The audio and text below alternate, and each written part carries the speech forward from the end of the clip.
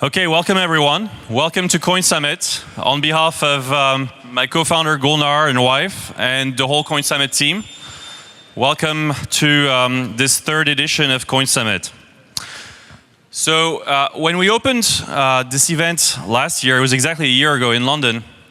For those of you who may have been there, you may remember, I compared Bitcoin to a virus because it kind of gets hold of you, you catch it, it kind of changes you, and then you pass it on to someone else. So in my case, it was quite real because I was diagnosed with viral pneumonia only a few weeks later. And I ended up spending 2 months in bed.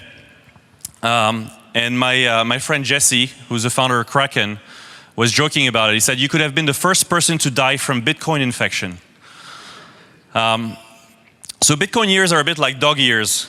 It's only been 12 months since our last event in London, but it feels like a lot happened in that time. So if we think about the last 12 months, about $200 million of VC money went into Bitcoin companies. The network hash rate, so I checked yesterday.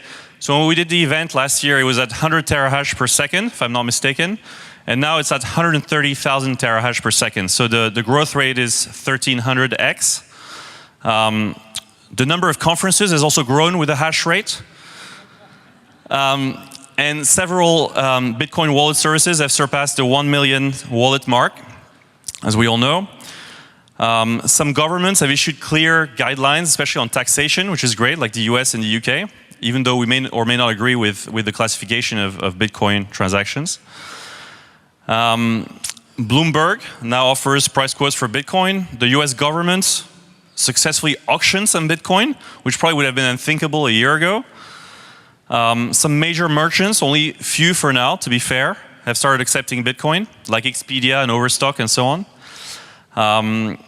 Some jurisdictions, like the Isle of Man, Jersey, Luxembourg, which are all obviously in Europe, are now working proactively to offer the best possible environment for Bitcoin companies to set up shop and operate legally. And then some high-profile crowd sales took place. We'll talk more about that in the sessions.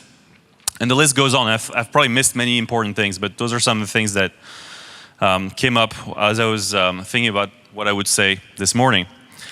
But I think it's important not to drink our own Kool-Aid, because the reality is it's very, very early days for this industry. It's a marathon, it's not a sprint. If we look at Bitcoin transaction volumes today, they're still growing, but they're growing slowly. And probably a lot slower than we all would like. I think it's fair to say that usability and broad user adoption remain major challenges at the moment. Mining centralization has become a topic as well lately. And of course, there have been a few bumps along the way, like the MTGOX insolvency. So the other question I want to ask this morning was, so where are we in Europe, since we're in London? So how is Europe doing? Because the focus has been mostly on the US, where most of the where a lot of the action is taking place right now. So sadly, of the $200 million of venture capital money that went into Bitcoin companies, only $5 million went into European businesses, which is a fairly common story. It's the case in a lot of other industries.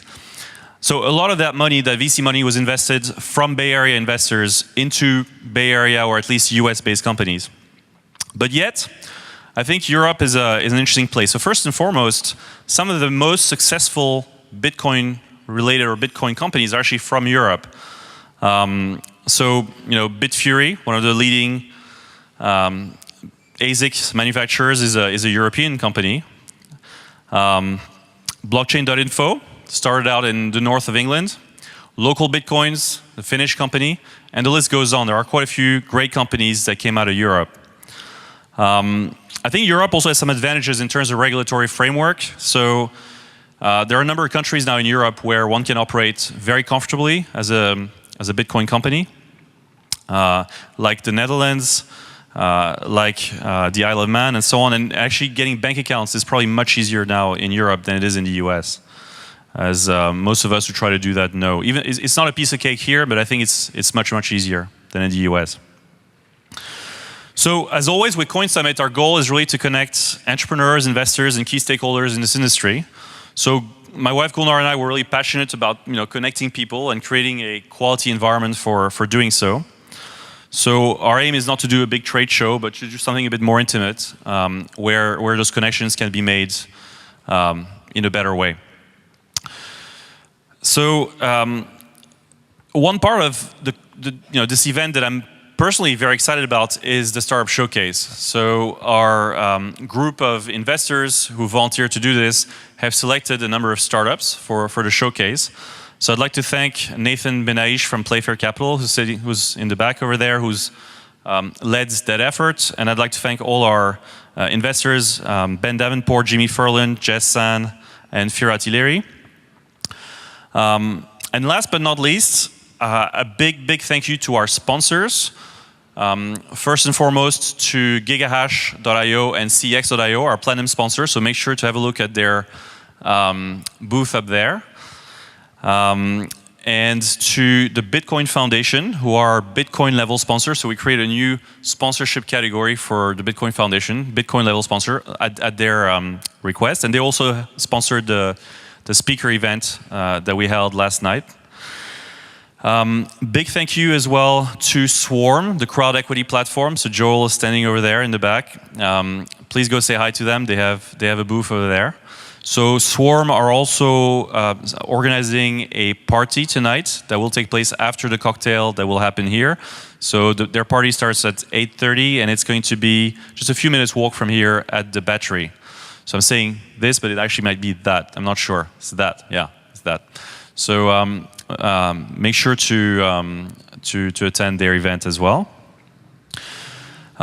Big thank you as well to Netagio, the digital currency broker. So Netagio actually launched yesterday, if I'm not mistaken. So Netagio is, I think, the first platform in the UK, or one of the first, I should say, one of the first platforms in the UK that lets you, buy and sell Bitcoin instantly with a broker type model. But what makes them different is that you can also buy gold at the same time. So you can buy Bitcoin for your British pounds, or you can buy gold, or you can buy gold with your Bitcoin as well. So it's all interchangeable. And Netagio are sponsoring our live stream, which should be live right now. Also a big thank you to Chain.com, who are our t-shirt sponsors. So make sure to grab a Chain t-shirt if you haven't got one already.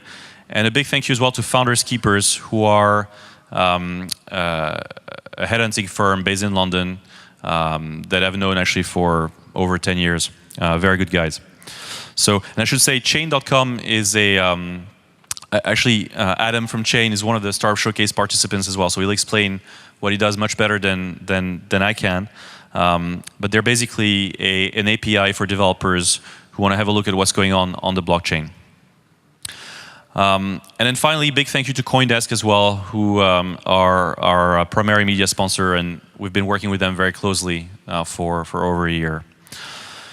So, without further ado, I'd like to introduce our keynote speaker. So, our keynote speaker is someone quite special in my Bitcoin heart, because he's one of the reasons why I personally caught the virus and got really excited. So, Roger Ver is a very prolific and successful angel investor and entrepreneur as well.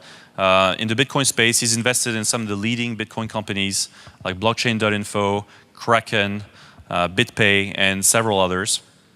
And he's been very much evangelizing Bitcoin to people all around the world. I think his travel schedule has been crazy in the last year and a half. He can tell us more about that. And I certainly felt very much electrified when I first heard him over a year ago in San Jose at the very first Bitcoin conference I attended. So a big warm welcome to Roger.